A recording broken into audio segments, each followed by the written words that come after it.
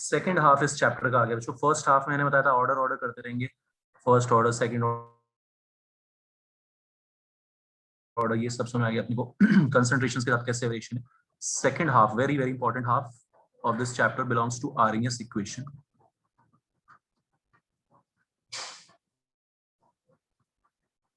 तो अभी तक हम सिर्फ क्या कर रहे थे बच्चों, कंसंट्रेशन के चेंज करने पे क्या असर आ रहा था वो देख रहे थे। अब हम देखेंगे ये के में क्या, के में दो चीजें छुपी हुई हैं।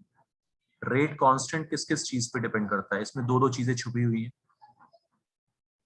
तो RNS equation is this, very very important. K is rate constant, A is Arrhenius constant,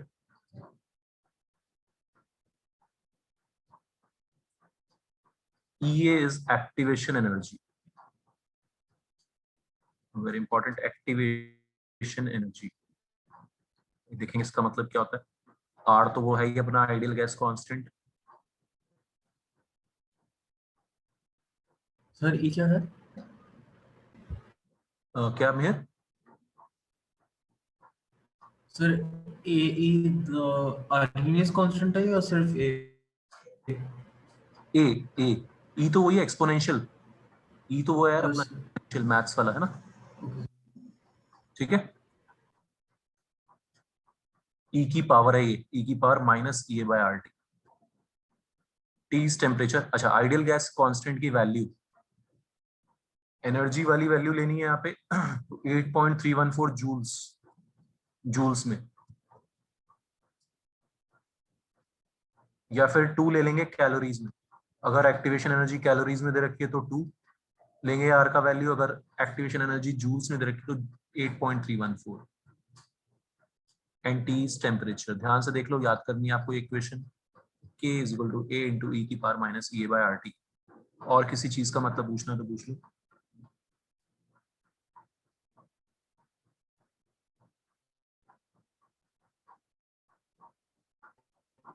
sir इधर के केल्विन है ना, हाँ जी, तो K जूल टेम्परेचर इज पर इन मोल केल्विन। क्या लिखा आपने? टेम्परेचर की बात कर रहे हैं। सर जो आपने आर लिखा हाँ, लिख तो दिया यार, उसकी वैल्यू और क्या बताऊं, बता। जूल पर, आवाज कट कट के आ रही है।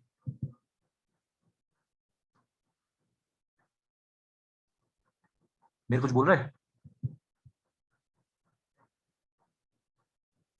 नहीं सर। ठीक है, तो ये बच्चों इक्वेशन, इसके साथ खेलना सीखना है हमने। इसके ऊपर क्वेश्चंस आएंगे। सबसे पहले ध्यान से इक्वेशन को याद कर लो, K is equal to A into E की power minus E A by R T. तो आरएनएस एक कांस्टेंट है। एक्टिवेशन एनर्जी का मतलब समझना है हमने, टी टेम्परेचर का मतलब समझना है हमने, ठीक है। टेम्परेचर का मतलब तो ऑब्वियसली पता ही है हमें, एक्टिवेशन एनर्जी का बस मतलब देखना है यहाँ पे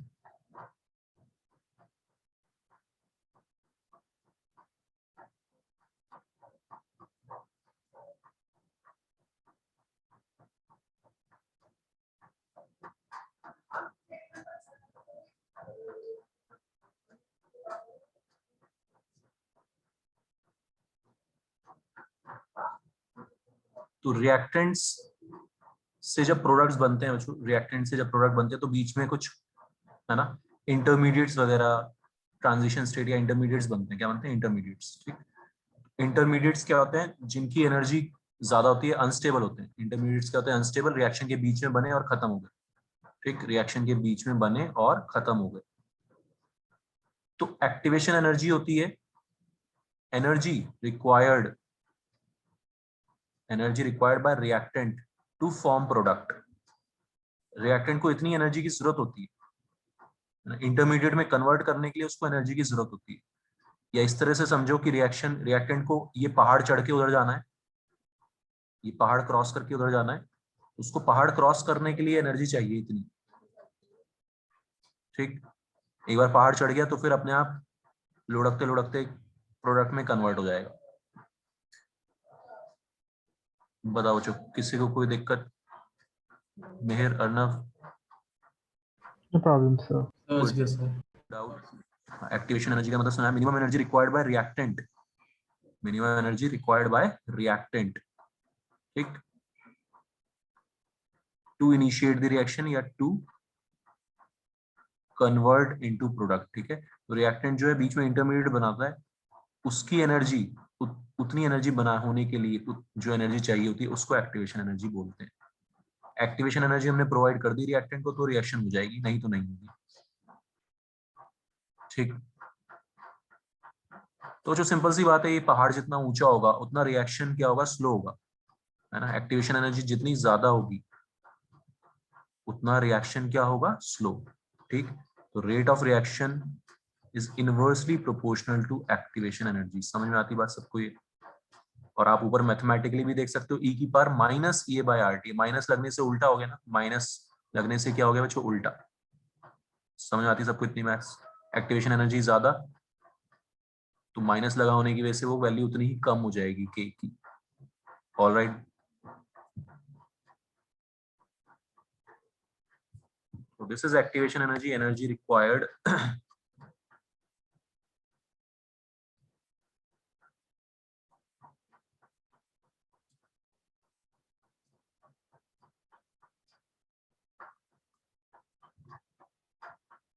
energy required by reactant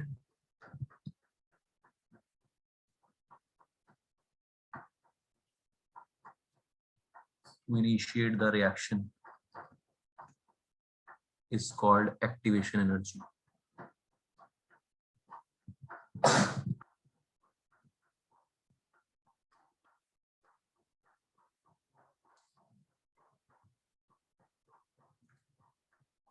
तो जो सबसे पहले तो इसके ऊपर बहुत सारे क्वेश्चंस आते हैं इस इक्वेशन के ऊपर, थ्योरेटिकल भी, छोटे छोटे न्यूमेरिकल्स, जेईई में, नीट में, हर जगह। तो आपको क्या करना है, इसके साथ खेलना सीखना है। k equal to a into E की power minus e by T, A by R T, ऐसे नहीं खेल पाओगे इसके साथ। इसको हमें लॉग लेना पड़ेगा। क्या लेना पड़ेगा इसका, लॉग, ठीक है बच्चों। लॉग ले लेंगे बोथ साइड्स। सबसे पहले हम नेचुरल लॉग लेंगे, समझते हो आप? नेचुरल लॉग मतलब बेस ई वाला, एक्सपोनेंशियल जो है जिसका बेस हो,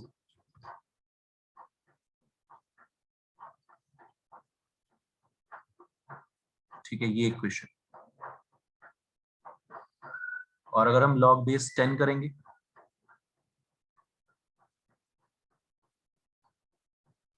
तो एक 2.303 का फैक्टर फिर से आ जाएगा। देख लो ध्यान से, उधर हमने नेचुरल लॉग लिया मतलब लॉग बेस ई लिया है, और यहाँ पे हमने लॉग बेस 10 लिया है। सर दोनों वो ln लिखा है आपने? ln के ओके सर। नेचुरल लॉग है ना मेरे, बेस क्या होता है उसका, ई।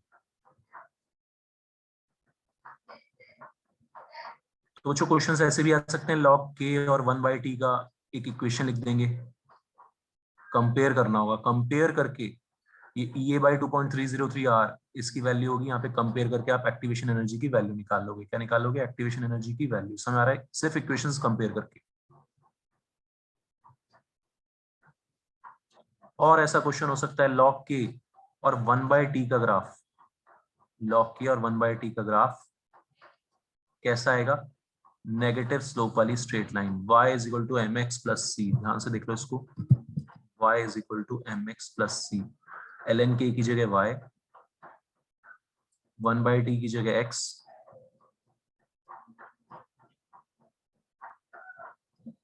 और c की जगह ln a। मैथ्स लगेगी यहाँ पे फिर से हर जगह।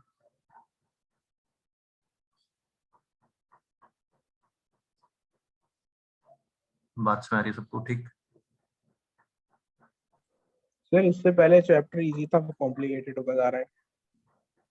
हाँ तो क्या आसान आसानी चलता रहेगा क्या है रुद्रांश? आसान आसानी, फिर तो आसान आसान चीजें पढ़नी होती तो फिर 9th 10th ही पढ़ते रहते हैं। ऐसे थोड़ी ना होता, जैसे जैसे आगे बढ़ते जाएंगे मुश्किल होती जाएंगी चीजें, और क्या ना। तो ln k और 1/t का ग्राफ इंटरसेप्ट क्या आएगा ln a। अच्छा तेरे को इसलिए लग रहा है ना, तूने ये सब पढ़ा है, तूने तो मैथ्स भी नहीं पढ़ रखी ना 11th की, तेरे साथ तो दिक्कत बहुत सारी ना रुद्रांश, सर 11th की सर मैथ आधी पढ़ रखी है। सब भी नहीं पढ़ रखा ना तूने, तो y equal to mx plus c क्या बोल रहा हूँ मैं, इसी में गोल हो रहा होगा। ठीक है, हाँ अर्णव कुछ बोल रहा है। जैसे 11th की मैथ में सब नहीं था, वो इक्वेशन थी तो हाँ ये बात है ना, y लॉग एंड इक्वल और ये टू सब नहीं कराते। ये नहीं कराते। नो सर, बस लॉग हल्का सा बताया था लिमिट्स के टाइम पे। अच्छा तो बस फिजिक्स में थी थोड़ी बहुत, मैथ्स में तो थी नहीं। तो ये 12th में है लॉग वगैरह लॉग की equation math. Yes sir, 11th में सर जो था वो फिजिक्स में ही था, मैथ्स में तो बस एक आइडिया आइडिया दिया। हाँ नहीं नहीं, मैं तो ये बोल रहा हूँ कि इसमें तो ये कोऑर्डिनेट ज्योमेट्री तो 11th में ही थी ना यार, y equal to mx plus c straight line equation. मैं हाँ तो सर। यस हाँ, सर ये हाँ उसकी बात कर रहा हूँ मैं, तो ये y equal to mx plus c log तो लेना है, लॉग तो क्या है। अच्छा तुम लोगों को लॉग से भी तो डर लगता है, क्या करें। इससे लॉग ही से प्रॉब्लम है। सर लॉग बस 9 से पढ़ा था बेसिक। हाँ समझ गया।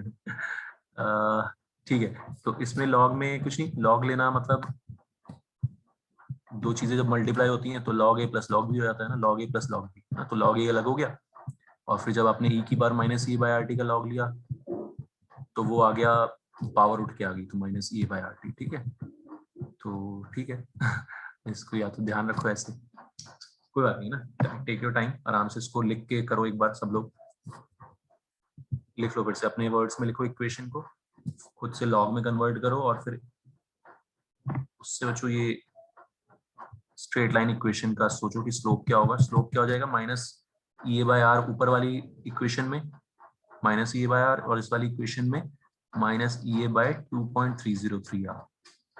और अब फिर से मुझसे पूछो कोई दिक्कत हो किसी चीज में किसी को तो।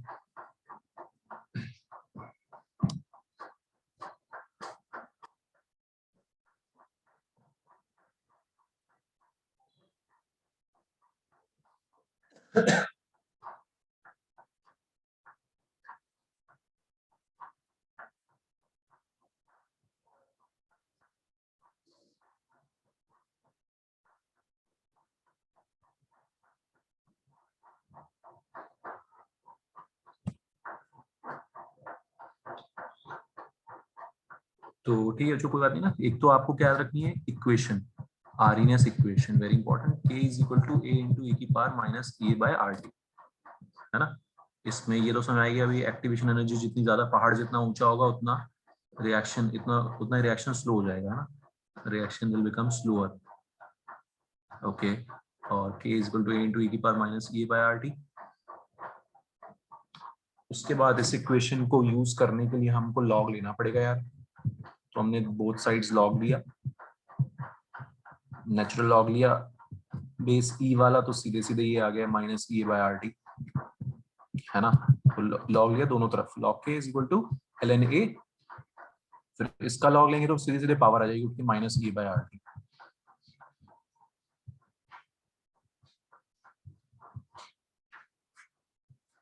और ये जो इक्वेशन है इसको अगर हम ग्राफिकली बनाएं, ग्राफिकली रिप्रेजेंट करें, तो ये इक्वेशन है एल एन के और 1/t के बीच में, एल एन के और 1/t के बीच में। ये बच्चों थोड़ा सा आराम से समझ लो, कोई बात नहीं, मैं इससे ज्यादा आज पढ़ा ही नहीं रहा हूँ इसको, आराम से आप अपने पूरे वीक में अपने 11th के नोट्स देखना, y equal to mx plus c एक स्ट्रेट लाइन होती थी, है ना, वहां से देखना आप। x एक्सिस पे हम 1/t प्लॉट कर रहे हैं, क्या प्लॉट कर रहे हैं 1/t, तो 1/t की जगह हमने x रखा। ऑलराइट, ठीक है मेहर। हाँ सर। ln k की जगह y, 1/t की जगह x, तो y is equal to mx, m यानी कि स्लोप कितना आ गया minus E A by R plus L N A, Y equal to mx plus c form. ऐसे स्ट्रेट लाइन बनाते हैं जब नेगेटिव स्लोप होता है, तो ये सब आपने अपने 11th में कोऑर्डिनेट ज्योमेट्री में पढ़ा होगा, ऐसी स्ट्रेट लाइन इक्वेशन आती है। ठीक है रुद्रांश, यस सर ये पढ़ा है। पढ़ा है, वेरी गुड। तो स्लोप नेगेटिव, स्लोप दे देंगे तो उससे बोलेंगे एक्टिवेशन एनर्जी निकालो, स्लोप की वैल्यू दे देंगे बच्चों, क्या बोलेंगे एक्टिवेशन एनर्जी निकालो, निकाल दोगे slope is equal to E A by R करके, समझ में आ रहा है? इस तरह के क्वेश्चंस होंगे, सारे के सारे मैथमेटिकल क्वेश्चंस यहाँ पे होने वाले हैं, इसलिए इसके पीछे की मैथ्स आप अच्छे से देख लो। इक्वेशन तो सस्ती सी है, शरीफ सी है, k equal to a into e की power minus e by RT। Maths यहाँ पे लगी, log बेस 10 लिया तो log k equal to log a minus e upon एक फैक्टर आ गया 2.303 r। अब इसमें स्लोप कितना हो जाएगा, माइनस e अपॉन 2.303 r हो जाएगा। यहाँ पे स्लोप देंगे आपको तो आप स्लोप को किसके इक्वल रखोगे, e बाय 2.303 r के इक्वल रखोगे।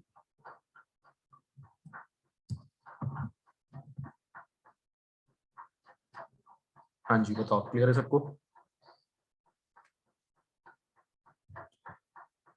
यस ठीक है, सर। क्वेश्चंस हम करेंगे नेक्स्ट क्लास में, आपको इसको याद करना है। अब बताओ मुझे और कोई डाउट इसमें? पहले काम है इसको याद करो अच्छे से, एक एक चीज। स्लोप क्या है, इंटरसेप्ट क्या है, किसी भी क्वेश्चन बन सकते हैं।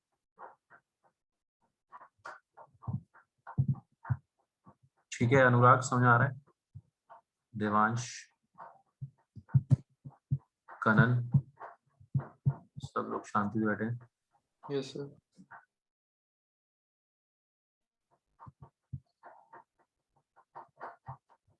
नींद वाला टाइम होता है ना, कोई लोग सो भी आते होंगे बीच बीच में, है ना?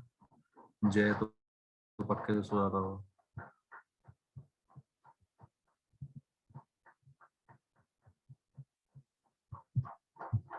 ठीक है, और कोई डाउट?